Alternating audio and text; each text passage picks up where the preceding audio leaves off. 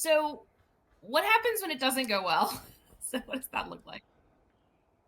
Well, fortunately, it generally goes well because it's kind of hard to argue it. For instance, in a lot of the people that I've worked with, they know this as because I almost have it tattooed on my forehead is don't go to John with noise. And that's what I call noise. So if you're walking past me in the hallway and all you do is you bitch about something and you don't have a solution to that bitch, to me, that's just noise. That's like, yeah, all right, I can bitch too. We're not going to solve anything. But if you walk past me and say, you know what, I think we should start our day at 9 o'clock.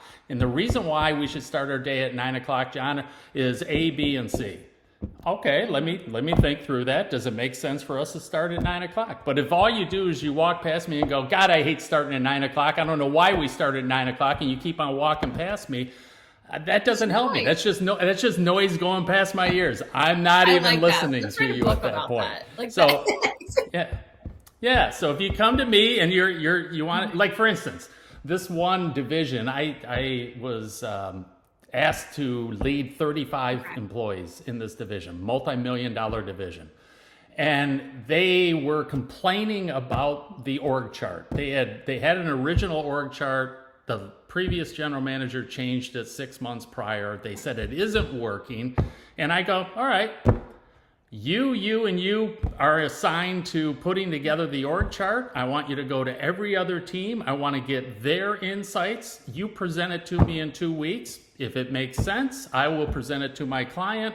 And if they agree, we'll change the org chart. I'm not going to do it. You guys, you know all the personalities. I don't know the personalities. I don't know the areas that conflict with one another or the areas that cross over.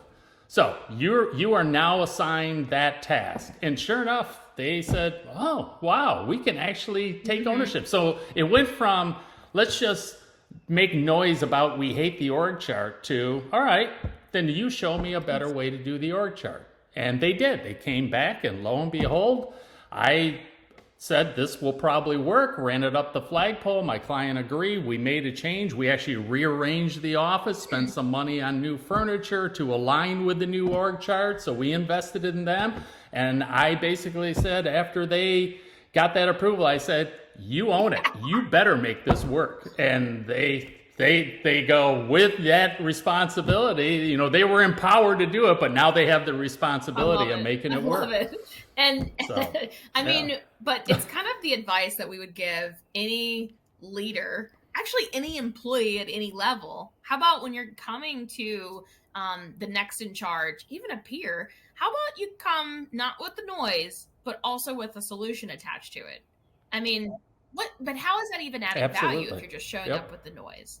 And so, It's not. And so that's why I just, to me, noise is a lot of different things. Like, for instance, let's say you got an analyst that's producing this report and they spend 2 hours a week yeah. producing this report and then they send it out to people and nobody reads it.